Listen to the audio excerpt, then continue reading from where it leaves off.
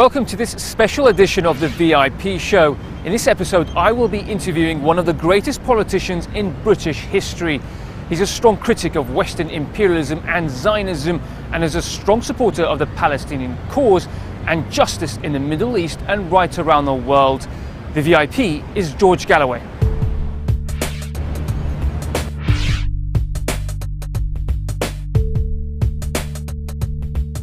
I go every month to Beirut and I make two shows. Yes. Mr. Ghassan's interviews, we call them the talk show. Oh, okay. George Galloway is the MP for Bradford West. He helped set up the Respect Party in 2004 after he was expelled from the Labour Party for his strong anti-war stance. Assalamu alaikum, George Galloway. Alaikum salam. Many thanks for joining us to the VIP show. My first question is, we want to know about your childhood. Well, I come from the northeast Scottish city of Dundee, which lies roughly between Edinburgh and Aberdeen. It's an industrial working class city. When I was born there, it was all white. There were no foreigners there at all. I was born into an Irish immigrant part of town known as Tipperary, after the Irish town of Tipperary. It was an Irish enclave in a Scottish city. I learned a thing or two about discrimination over my life and about the role of the British Empire. I once came home and told my Irish grandfather that the teacher had said that Britain had an empire so huge that the sun upon it never set. And my grandfather answered, that's because God would never trust the British in the dark. And I had no cause to doubt him then or since. My mother was a school cleaner, my father an industrial worker in a factory, and I grew up in a very political household, a very anti-imperialist household, which explains much of my political life's work since. At the age of 13, you joined the Labour Party. It was a very young age. What motivated you to join the Labour Party, and why did you decide to get involved in politics? Well, my parents were members and were highly political people. So from much earlier than 13, I was working in elections for Labour, handing out leaflets at the gates and on election day and so on. Our house used to be darkened by Labour campaign posters for the duration of every election campaign. It was natural for me to graduate into left-wing politics. Although my parents weren't as left-wing as me, they were mainstream Labour people. They thought that Harold Wilson and James Callaghan and people like those were the acme of political correctness. So it was a normal thing for me to graduate into the Labour Party, and I always knew that I'd follow a political life. I didn't know that I'd be 26 years an MP. I didn't know that I'd have the initials MP after my name, but I always knew that I'd be spending my life in politics. What did you hope to achieve while you were, in the political process? What was some of the issues that you really felt strongly about? Well, in the first instance, in defense of working people in my own country, and that's my first duty. The people who have nothing to sell except their work, who if they didn't work would have no wages, no salary, and would not be able to live. They have no property, no stocks and shares, no big bank accounts. So my defense of ordinary working people in my own country was my first love.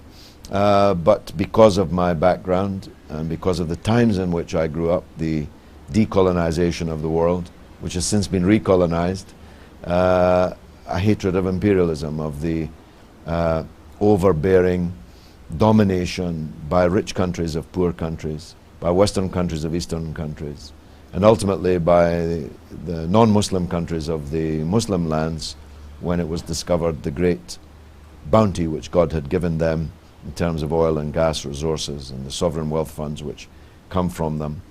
But my involvement in the Arab world came about purely by chance. As I said, I had never met an Arab, I had never met a Muslim, and one came to the door one day of the Labour Party office. I was alone in the office. He was the leader of the Palestinian Students' Union, GUPS, at that time. He said he wanted to talk to the leaders of the party about Palestine. I told him there are no leaders here. I was 21 years old. There are no leaders here, but you can tell me and I'll pass it on.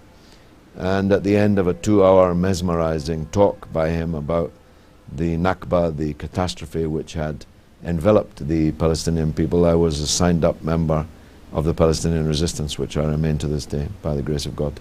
You also mention that where you were growing up, and Scotland itself is obviously very different to England. They're very anti-imperialist. Well, it's partly about the pattern of development. Capitalism develops unequally, and in this country, wealth is concentrated in some small parts of the country, where a lot of people live, and there are a lot of poor people also living there. But a place like Scotland, which was heavily dependent upon industry, on manufacturing, shipbuilding, steel, coal, the kind of things that men usually, and men and women also, do with their hands. This era passed us by, and therefore mass unemployment was the reality in Scotland when I was first politically active, and deindustrialization and hopelessness, and now supplanted by a hopelessness which is leavened by heavy dependence on alcohol and on drugs and so on. So there are a lot of social problems in places like Scotland, in the post-industrial desert that capitalism has left behind. And because Scotland was not as enthusiastically an empire builder, then there are more anti-imperialist people there. And also the 25% of Scotland is of Irish Catholic background, so we have a memory, folk memory of what happened to Ireland at the hands of imperialism. It's true that Scotland is a more anti-imperialist place. The task is to try and make Britain a less imperialist place, and that's not going so well. Traditionally, the Labour Party was very much a party on the left, supporting the working class. But it moved, and it moved very drastically, and it became pretty much a right of centre party, and any remnant of it being something which supports the working class, anti-imperialistic, etc., has almost diminished. Well, Mr. Blair and his gang hijacked the Labour Party, and they flew it to destruction. They did so deliberately. They believed that there was no future for such a party, and that therefore they would change its name, change its character, and Labour became New Labour. That was its official title under Mr. Blair, which effectively became non-Labour and now is anti-Labour. They stand for the very opposite of the things that the party was founded to stand for, and the people who used to be able to depend on them are now betrayed by them. And that's why when I was expelled over the Iraq War, I started a new party called Respect, Ihtaram in Arabic, which is the ghost of Labour's past, really. It stands for the people that Labour has abandoned. It says the things Labour used to say, and if it were in power, it would do the things that Labour used to want to do. And that's why they hate us so much, because we are their ghost. When they look at us, they can see themselves in the mirror. And that's why the conflict on the left in British politics between us and them is so very sharp. And the fact that, mashallah, I keep winning, keep defeating them in elections, is very difficult for them to bear. They would much rather be defeated by a Conservative than be defeated by me. Is there then a future for the left in the political arena in Britain?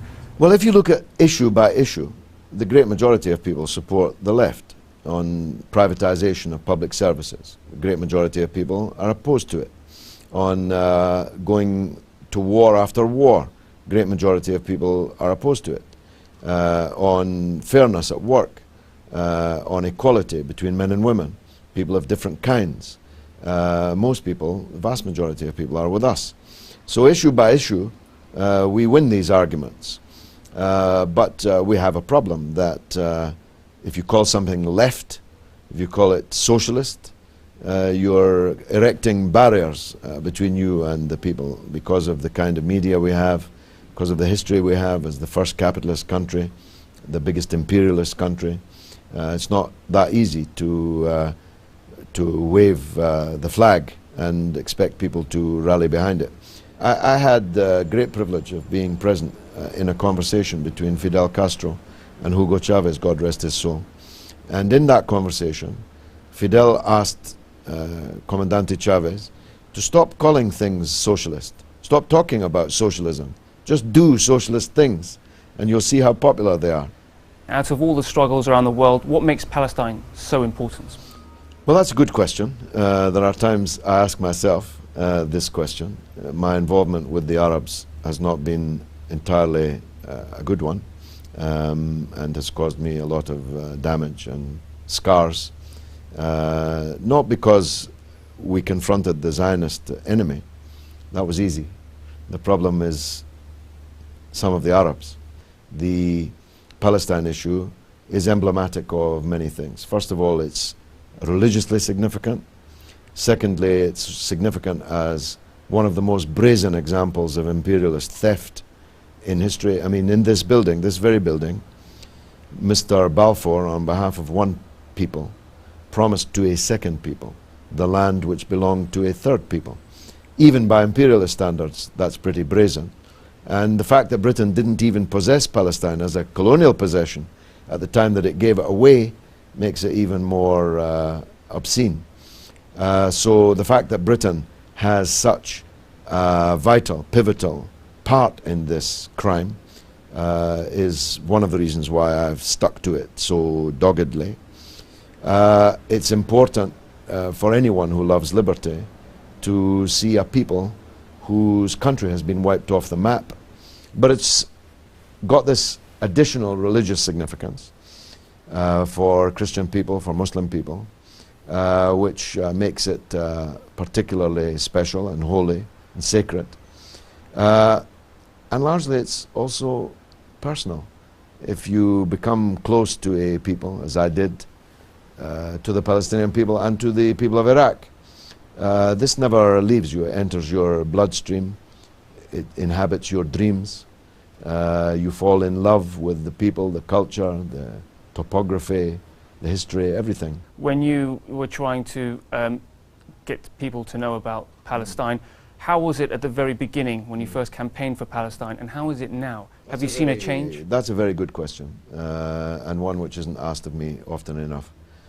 When I identified in 1975 with the PLO, with Chairman Arafat, it was the equivalent in terms of the shock value and how you were treated of declaring, for example, that you were with Al-Qaeda or bin Laden today. Of course, I've always been against Al-Qaeda and against bin Laden, but it had that same shock value. The PLO in 1975 had recently been involved in the widespread hijacking of airplanes, the Munich Olympic Games operation. The Palestine was a synonym for international terrorism, which was then quite a new phenomenon, at least in that form. So it was, I mean, I could show you my scars. It was horrific, the impact in the media treatment of it, the political class treatment of it, and so on. In a way, that drove me on because I was convinced that I was right, that the Palestinians were the victims, not the terrorists, and that their cause was great.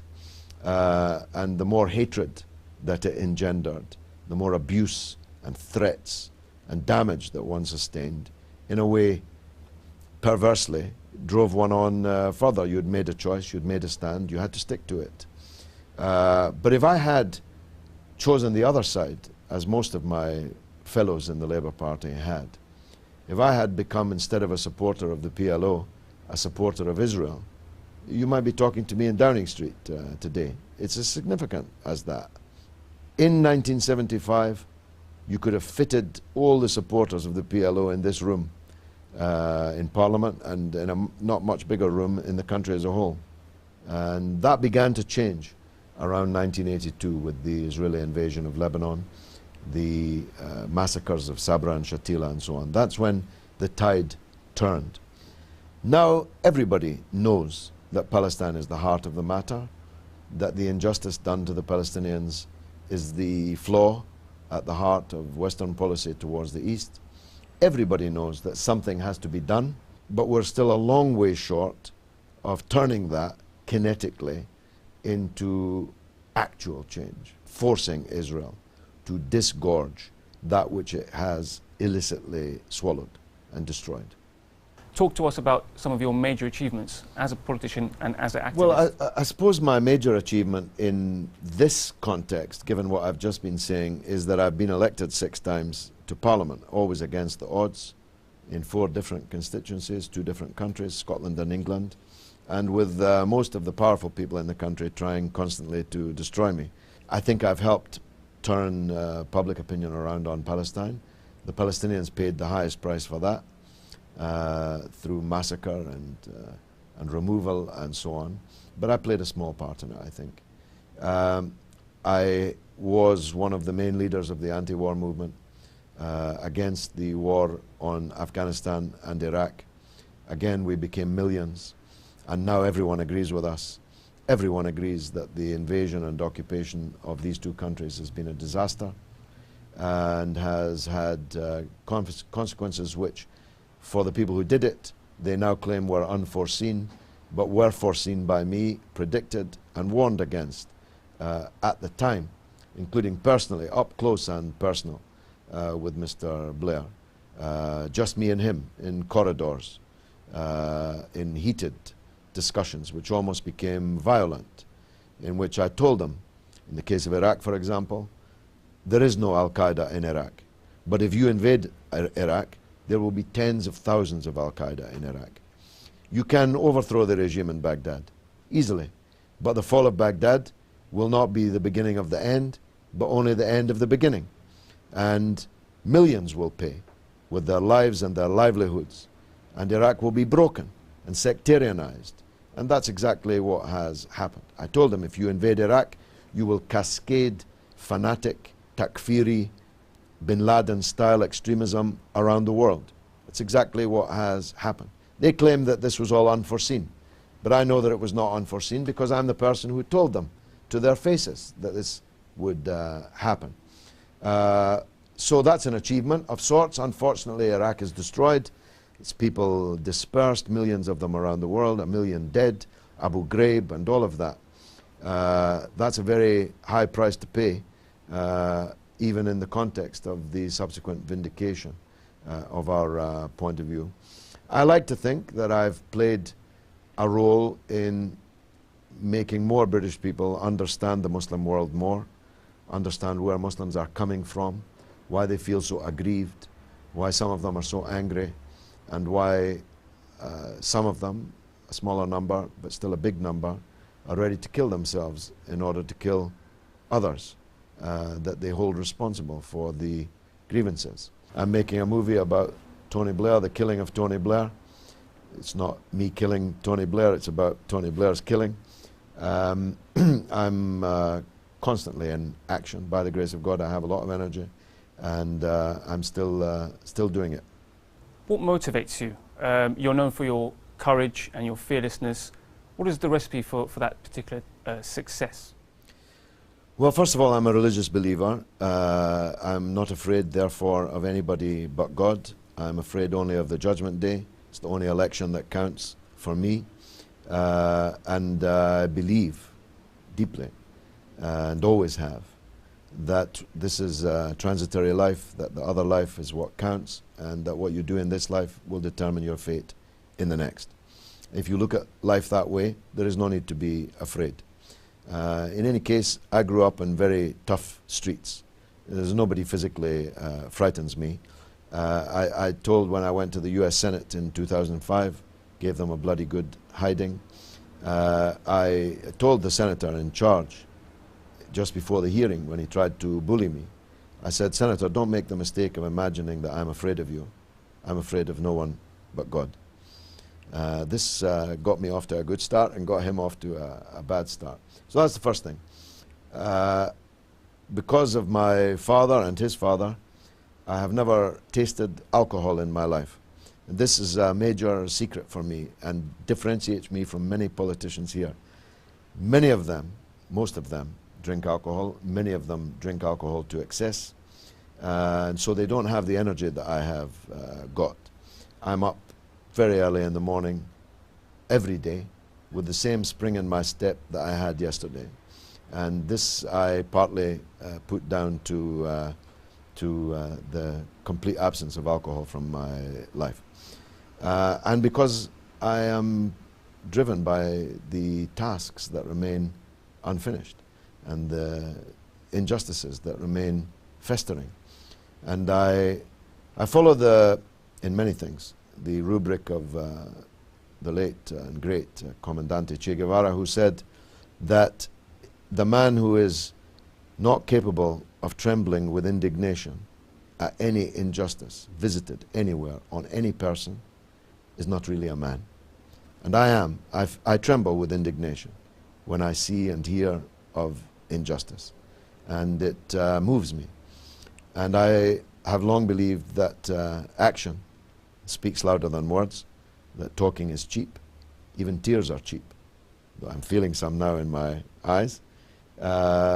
What counts is what you do, not what you say or even think. And as long as God gives me breath, I'll continue to do it. And Palestine will be the last word on my lips if I can arrange it. What do you see the future of the Middle East and Palestine? What would you like to see happening there? This poison of sectarianism, this insanity of sectarianism, where people eat each other's hearts, cut each other's heads off, murder each other over the issue of whether we fold our hands or keep them by our sides. As Khomeini said, while you're debating this, the others are planning to chop off your arms. He was right about that. The danger for the Arabs is if they go into this vortex of sectarian hatred, there will be no Arab world.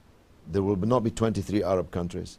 There will be 233, maybe 2,333 emirates, all facing each other, all divided on a sectarian confessional basis, all arming against each other.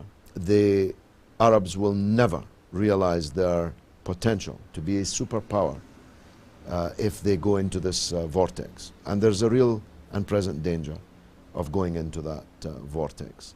This is why I took the stand for Syria that I have. Not because I love Bashar, I don't. Not because I love the Ba'ath Party, I don't. Not because I think there's nothing wrong in Syria, I don't think there's nothing wrong. There's lots wrong. But if sectarianism triumphs in Syria and breaks it into confessional emirates, then the future for the Arab world will be bleak indeed. I have a different vision. From the Atlantic to the Gulf, from Marrakesh to Bahrain, 350 million Arabs speaking one language, worshipping one God, with a common culture, with of course regional differences. This should be a superpower in the world, not least because it has an ocean of oil and gas underneath its land and water.